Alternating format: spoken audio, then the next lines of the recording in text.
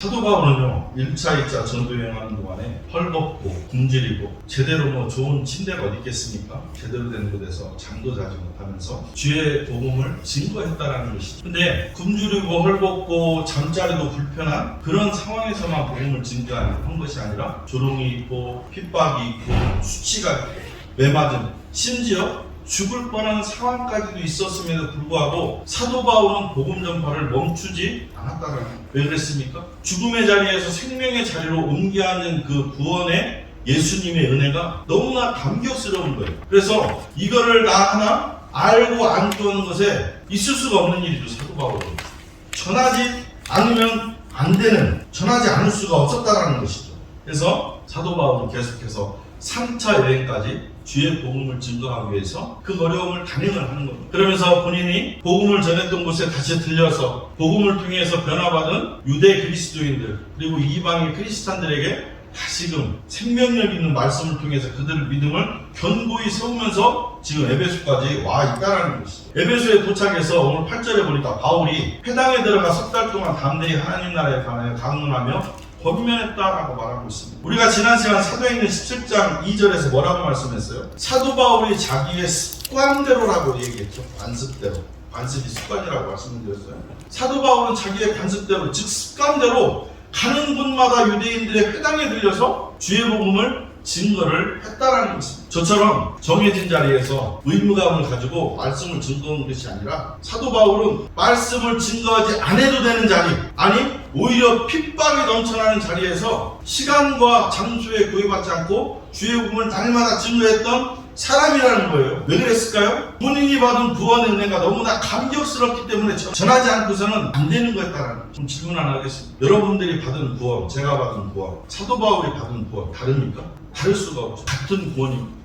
그러면 우리 역시 사도 바울과 같이 구원의 감격이 있냐는 것이죠. 구원의 은혜, 구원의 기쁨, 내가 받은 그 구원을 하나님을 알지 못하는 사람들에게 전해야 되겠다 하는 마음속에 그 끓는 힘이 있냐는 것이죠. 만약에 없다고 하면 우리는 심각하게 고민을 해야 되는 거예요. 우리는 여전히 복음을 듣는 자로 앉아있는 것인가? 받은 복음을 알지 못하는 사람들에게 전하는 사람이 되는 것인가? 이 차이가 굉장히 크죠. 우리가 복음을 받은 상태에서 안주하는 것은 나 하나 구원받은 거에 파성에 젖어서 안주하는 삶이잖아요. 물이 고이면 썩는 것처럼 복음은 생명력 있고 살아있어도 내가 그 복음을 다른 사람에게 전해지지 않고 내가 받은 은혜가 하단으로 내려가지 않는다면 그 사람은 썩는 영이 되는 거예요. 그래서 우리가 지금 그 구원의 감격 속에서 어떠한 신앙생활을 해왔는지 한번 되돌아볼 필요성이 있는 것이죠. 사도 바울 역시 복음을 증거하는데 9절에 보면 어떤 사람들은 마음이 굳어 순종하지 않고 무리 앞에서 이 돌을 비방했다라고 기록하고 있습니다. 분명하죠. 복음이 전해지는 자리에서 복음을 받아들이는 자가 있고 그렇지 않은 자가 있다는 것이죠. 왜 그럴까요? 복음이 생명력 있고 하나님의 말씀임에도 불구하고 어떤 일은 받아들이고 어떤 일은 거부하는 이유가 뭘까요? 그것은 하나님께서 의의 병기와 불의의 병기로 분명히 나누고 계시다는 의미가 있다는 것이죠. 그리고 하나님이 에덴 동산에 선악과를 심었을 때 아담이 그 선악과를 따먹을 수도 따먹지 않을 수도 있는 의지가 있었다는 거예요. 그러니까 한마디로 얘기해서 하나님은 우리를 로봇으로 상대로 해서 복음이 전해진 곳에 모두 다 복음을 받아들이고 하나님의 자녀가 되는 것을 원치 않으신다. 무슨 얘기냐? 우리의 의지에 따라서 복음을 받을 수도 있고 받지 않을 수도 있다는 거예요. 그거는 태초에 하나님이 택한 백성은 모든 걸 받아들이게 돼 있고 그렇지 않은 사람은 복음을 거부하게 돼 있다는 것이죠. 그런 섭리 속에서 내가 복음을 받아들여야 되는 선택된 자라고 한다 보면 하나님의 시와 때가 됐을 때 복음을 받아들이는 거예요. 시와 때가 되지 않았을 때는 복음을 거부할 수도 있다는 거예요. 그러니까 제가 칼빈주의를 부정하는 것이 아니라 우리는 애시당초에 태초부터 택한 백성이라고 복음을 받아들이게 돼 있어요. 근데 그렇지 않은 사람들은 복음을 받아들일 수가 없어요. 그래서 여기서 보면은 어떤 사람들이 복음이 증거되는 곳에 마음이 굳어지고 순종하지 않고 오히려 복음을 비방하는 사람들이 있었다는 것입니다. 여기서 도로 해석된 헬라어 호도스가 길이라는 뜻인데 십자가의 도와 같은 단어를 사용한 거예요. 그러면 도가 뭐예요? 복음이라는 얘기죠. 이 복음이 전파되는 곳에 복음을 비방하는 사람이 있는데 우리가 여기서 눈여겨봐야 될 것이 있습니다. 복음을 비방하는 사람들에게 순서가 있다는 거예요. 그 첫 번째가 뭡니까? 마음이 굳어진다는 거예요. 마음이 굳어진다. 먼저 그들의 마음이 돌처럼 굳어진다는 거예요. 마음이 굳어졌다는 얘기는 영적으로 죽음을 의미하는 것입니다. 영적으로 죽음을 의미하는 것인데 우리가 어린아이들 보면은 얼마나 몸이 유연합니까? 유연하잖아요. 우리도 어렸을 때 유연했죠. 근데 나이가 들면서 몸이 점점점 굳어갑니다. 그래서 우리는 몸의 유연성을 위해서 운동을 계속 꾸준히 해줘야 됩니다. 그렇지 않고 운동하지 않는 사람이 갑자기 힘을 쓴다든지 심한 동작을 했을 경우에 심줄이 끊어지기도 하고 근육이 파열하기도 하는 이유가 몸이 굳어져 가고 있기 때문에 그러는 거예요. 흔히 보면 나이 들어 병 드신 분들이 지병으로 몸져 누우시죠. 그러면 몸이 굳어져 갑니다. 저희 아버지도 뇌경색으로 2번 쓰러지셨는데 2번째는 못 일어나시고 결국 누워 계시니까 몸이 점점 근육이 빠지고 몸이 굳어가시는 거예요. 그래서 대소변을 받아들여야 되는 상황이 되었다는 것이죠. 그리고 크로노스에 의해서 생명이 끊어짐과 동시에 그 몸은 돌덩이처럼 변해간다. 죽으면 우리 몸도 돌덩이처럼 굳어진다는 거예요. 그게 사실입니다. 마찬가지로 여기서 어떤 사람들이 몸이 굳어졌다는 것은 영적으로의 죽음을 의미하고 있다는 것이죠. 영적으로 죽으면 제가 무엇을 모른다고 말씀드렸어요? 영적으로 죽으면 우리가 하나님도 천사도 오히려 사탄도 귀신도 천국도 지옥도 우리가 알아볼 수 없다는 거예요. 왜요? 제가 말씀드린 것은 영적인 세계에 있는 거예요. 그렇기 때문에 우리가 영이 죽었는데 어떻게 영적인 세상을 알 수가 있겠습니까? 영적으로 죽어있는 사람은 아무리 복음을 증거해도 복음을 받아들일 수가 없는 거예요. 영적으로 죽어있는 자가 어떻게 하나님 말씀에 순종할 수 있겠습니까? 순종할 리 만무하죠. 마음이 굳어졌기 때문에 순종할 수가 없고, 순종하지 못하는 자가 이제는 순종하지 못하는 것을 넘어서 결국에는 복음을 비방하게 된다는 거예요. 여기서 비방하다고 해석한 헬라어 카콜로게오는 욕하다, 저주하다, 회방하는 뜻을 갖고 있는 단어입니다. 그러니까 영적으로 죽어있는 자는 하나님의 말씀대로 살지 못하는 것뿐만 아니라 복음에 대해서 방해하고 회방하고 욕하고 온갖 짓을 다 한다는 거예요. 수많은 교회가 여전히 교회 안에 분란이 끊이지 않습니다. 왜 그러겠습니까? 교회 안에도 분명히 영적으로 살아있는 자와 죽은 자가 같이 공존해 있기 때문이라. 그래서 교회 안에 영적으로 죽어있는 자가 분란을 일으킨다는 거예요. 근데 더 심각한 문제는 자기가 영적으로 죽어있는지를 전혀 알지를 못한다는 거예요. 이런 사람의 특징은 문제가 발생하면 내가 아니라 너 때문인 거예요. 문제가 일어났다고, 너 때문에 문제가 일어났다고 생각하는 것이죠. 그러면서 막 부딪히는 거예요. 근데 우리가 상식적으로 생각할 때 아무리 교회 안에 악한 사람이 있다 하더라도 그 사람을 향한 내 마음과 내 말이 100% 다 옳으냐? 그렇습니까? 그렇지 않아요. 내 생각과 말이 아무리 악한 사람이라 하더라도 때로는 틀릴 때가 있다는 것이죠. 무엇을 의미하겠습니까? 교회 안에 문제가 발생하면 나 먼저 제발 좀 바라보라는 거예요. 나 먼저. 그래서 교회 안에 문제가 발생이 되면 그 문제를 나를 돌아보는 것이 첫 번째라는 것이죠. 그렇게 되면 그 문제를 바라보고 그 문제의 원인을 따져서 서로 비방하는 것이 아니라 그 문제를 하나님 앞으로 가져가는, 그리고 하나님의 방법으로 해결해 나가려고 한다는 것이죠. 이렇게 되면 교회 안에 분란이 있겠습니까? 분란이 없는 거예요. 이렇게 모든 문제가 발생해서 나를 먼저 돌아보는 사람은 영적으로 깨어있는 사람이에요. 그렇게 나를 먼저 돌아보게 되면 방금 말씀드린 것처럼 오히려 반대의 행위가 나타난다는 거예요. 내 영이 살고 하나님 말씀에 순종하게 되고 복음을 통해서 협력하여 선을 이룬다는 거예요. 그럼 교회가 발전과 부흥의 역사를 계속해서 거듭해 나가지 않겠습니까? 참으로 무서운 것은 복음을 비방하는 사람들은 복음마저도 그 사람들을 떠난다는 거예요. 예수님도 중생의 기간에 복음을 전할 때요, 바리새인들과 유대인을 향해서 복음이 들어가지 않을 때 제자들에게 신발을 털고 떠나라고 했어요. 유대인의 관습 중 하나가 타 지역에 갔다가 다시 유대 지역에 들어올 때 신발을 터는 관습이 있었어요. 이게 무슨 행위겠습니까? 타 지역에 갔다와 들어올 때 재수 없었다는 것이죠.